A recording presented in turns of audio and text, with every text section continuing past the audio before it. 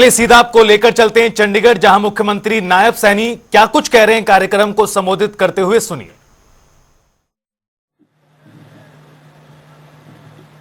जिसके मन में हरियाणा के हर व्यक्ति के लिए पीड़ा थी कि हमारा हरियाणा कैसे आगे बढ़े, वो दिन रात इस बात को लेकर के काम करते रहते थे। अभी सुरेंद्र पुनिया जी बता रहे थे कि जब चौधरी बंसीलाल जी हरियाणा के मुख्यमंत्री थे, जब गठबंधन में सरकार थी, मनोहर लाल जी संगठन मंत्री थे और मोदी जी हरियाणा के प्रभारी थे, तो मैं भी उनके साथ मिलकर के काम करता था।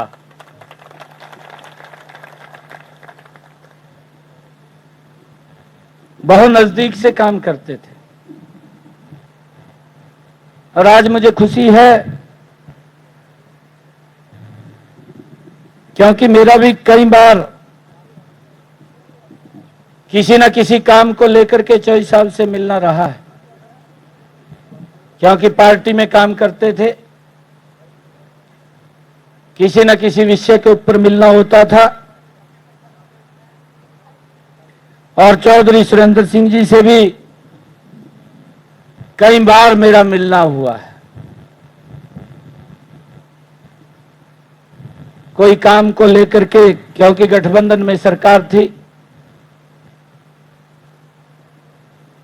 कहीं चौधरी साहब से तो सीखने को मिलता था, गजब की बातें करते थे, आप सबको मालूम है। और आज आप सब इतनी भारी संख्या में आज कांग्रेस पार्टी को छोड़ करके बहुत सीनियर लीडर बैठे हैं यहां पर और बड़े मजबूत बैठे हैं। ये बड़े मजबूत भी हैं, सीनियर भी हैं।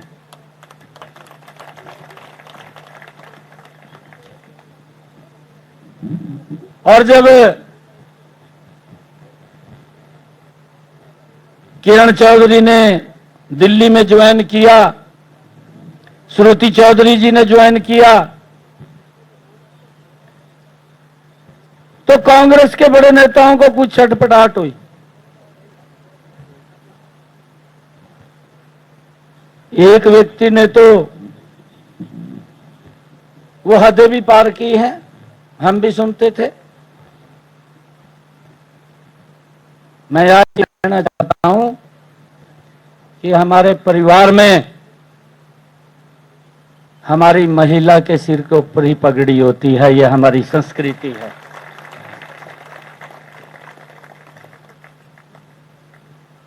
अरे वो परिवार को आगे बढ़ाने का काम करती है, यह हमारी संस्कृति में है। और वो पता नहीं कैसा विचार है उनका, वो क्या सोचते रहते हैं। वो उनको ही परमात्मा शुद्ध बुद्धि दे। क्यों?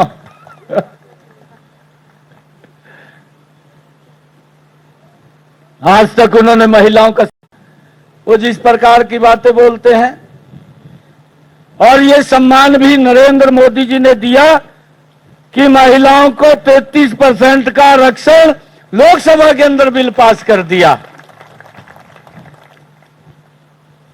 जब सरकार ये चाह रही है कि इस विकास की भूमिका में हमारी महिलाओं का भी मजबूत हाथ होता है, तो फिर क्यों पीछे रहें। और कहने लगा वो, मैं तो हैरान था उसकी बातें सुन करके। और आज आपने उनको एक अच्छा जवाब देने का काम किया है, मैं आप सबका दिल से धन्यवाद करता हूं। ये बहुत अच्छा जवाब देने का काम किया है। हमारे तरुण भंडारी जी, स्वीटी बुरा जी, हमारी जो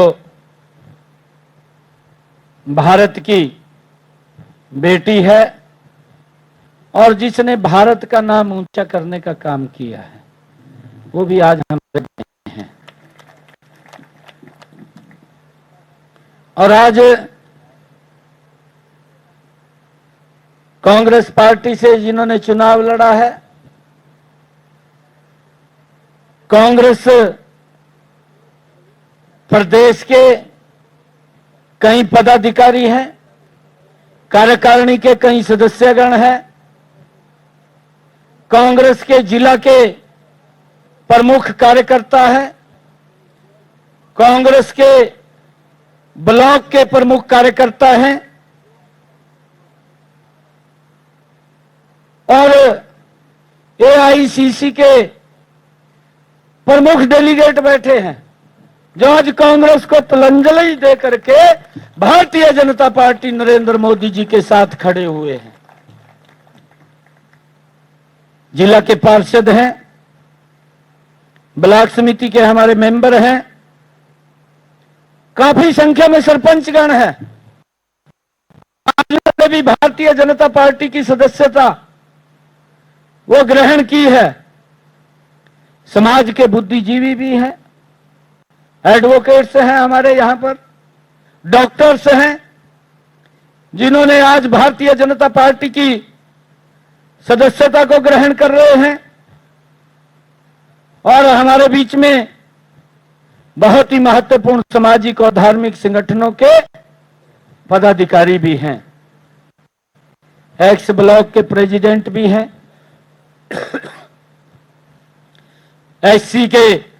एससी समाज के जो कांग्रेस के अंदर पदाधिकारी थे, वो भी प्रमुख व्यक्ति यहां पर बैठे हैं। और मुझे आज आप सबका भारतीय जनता पार्टी में आज आप ज्वाइन कर रहे हैं, सभी प्रमुख व्यक्ति जिनका मैंने नाम लिया है, मैं आप सबका हरियाणा के प्रदेश प्रवक्ता, आज उन्होंने भी भारतीय जनता पार्टी की सदस्यता को ग्रहण किया है, और हमारी बिटिया श्रुति चौधरी, जो लगातार आप लोगों के बीच में रह करके काम को एक गति देने का काम करती रहती हैं। आप सबने आज भारतीय जनता पार्टी को ज्वाइन किया है। मैं भारतीय जनता पार्टी का प्रदेश अध्यक्ष होने के नाते आप सबका इस परिवार में शामिल आप हुए हैं। ये परिवार अब बड़ा हो गया है।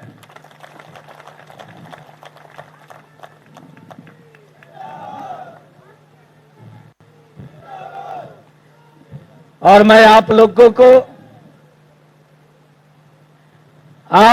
को मैं एक बात कहना चाहता हूं, हमारी इज्जत ये आप सब लोग हैं, और आपकी इज्जत ये लोग हैं।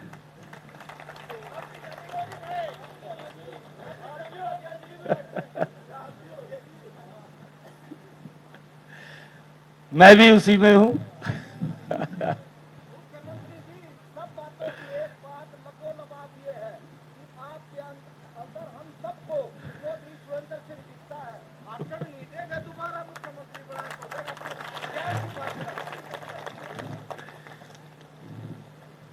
मेरे बुजुर्ग आए हैं, पिता के समान मेरे युवा साथी हैं, हमारी बहनें भी बैठी हैं,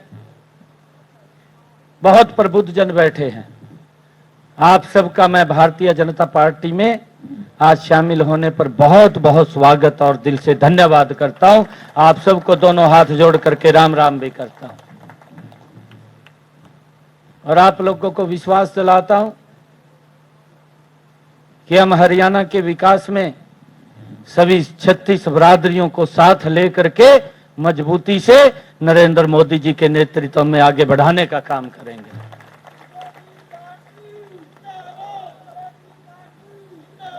कोई कोर कसर छोड़ने वाले नहीं है।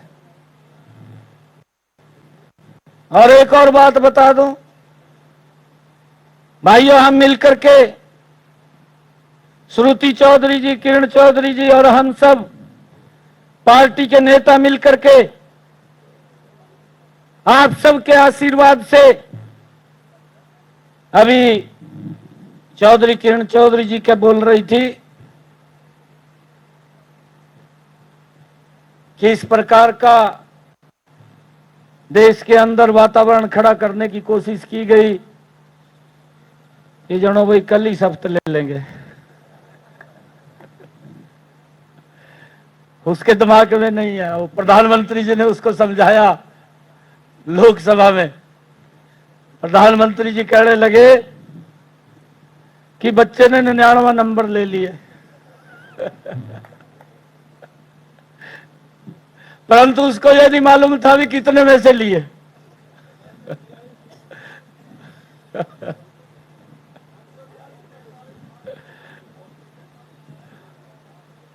आज भी बचपने जैसी वो बातें करता है। मैं तो ये कहूंगा भूपेंद्र सिंह हुड्डा साहब को कि वो उन्नु ज्ञानवर्धन किताब दे ले जिससे उसको कुछ बुद्धि आ जाए।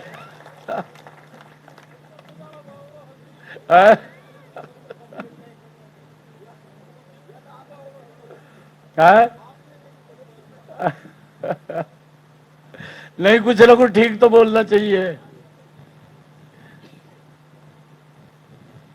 और लगातार मैं आप लोगों को एक और विश्वास ये दिलाता हूं,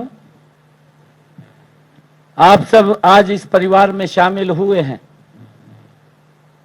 कभी भी आपके सम्मान को हम कम नहीं होने देंगे, आपको सम्मान के बढ़ाने के लिए काम करेंगे।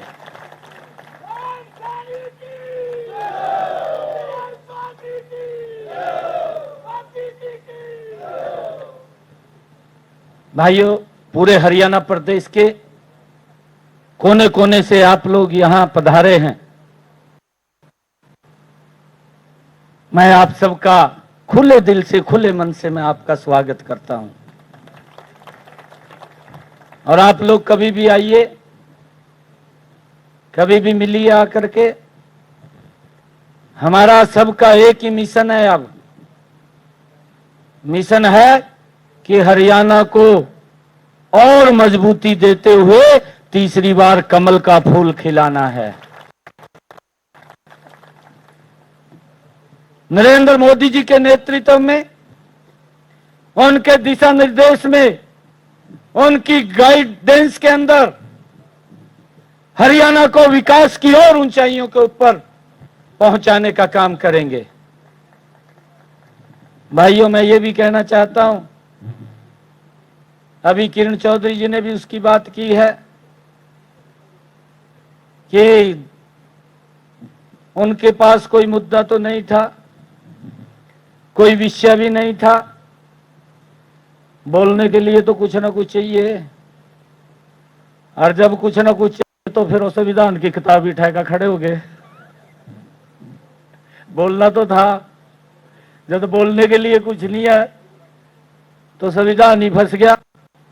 परंतु उसको ये ध्यान नहीं है राहुल को कि जिस संविधान को उठा करके आपने पूरे देश के अंदर एक भ्रम की स्थिति पैदा की है, तो अपने पूर्वजों की तरफ तो देख। अरे डॉक्टर भीमराव अंबेडकर जी उस लोकसभा के माननीय सदस्य थे जिस पवित्र संविधान की मूल भावना के साथ छेड़छाड़ करने का काम अगर पहली बार किसी ने किया तो जवाहरलाल नेहरू ने किया। उसकी मूल भावना के साथ खेलने का काम, खिलवाड़ करने का काम वो जवाहरलाल नेहरू ने किया। उसको ध्यान में नहीं है। और वो जवाहरलाल नेहरू ने क्या किया, उसको डॉक्टर भीमराव अंबेडकर जी ने भी विरोध किया कि धारा 370 को आप इस संविधान में शामिल मत कीजिए, जिसको पूरे देश ने भुगता है, जिसको पूरे देश ने उस धारा 370 की पीड़ा को सहा है, जिस पीड़ा को हमारे कश्मीरी पंडितों ने सहा है, उसको ध्यान नहीं है, आज तक बोला नहीं है। और धारा 370 को उसमें शामिल कर दिया। डॉक्टर भीमराव अंबेडकर ने विरोध किया कि आप नहीं कर सकते। परंतु सबसे पहले अगर छेड़छाड़ की गई तो वो जवाहरलाल नेहरू के द्वारा की गई। और दूसरा, जो संविधान के अंदर छेड़छाड़ की गई उसको ध्यान नहीं है इस बात का। जब दूसरी बार छेड़छाड़ की गई, देश के अंदर जब इमरजेंसी लगाई गई, इमरजेंसी के अंदर इंदिरा गांधी ने धारा 39 इस संविधान के अंदर शामिल की गई। और वो धारा 39 क्या थी? उसके अंदर क्या लिखा था? उसके अंदर ये लिखा था कि अगर कोई प्रधानमंत्री किसी के ऊपर अत्याचार करके बन जाए, या कोई प्रधानमंत्री भ्रष्टाचार करके बन जाए, कोई प्रधानमंत्री भाइयों सरकारी मशीनरी का दुरुपयोग करके बन जाए,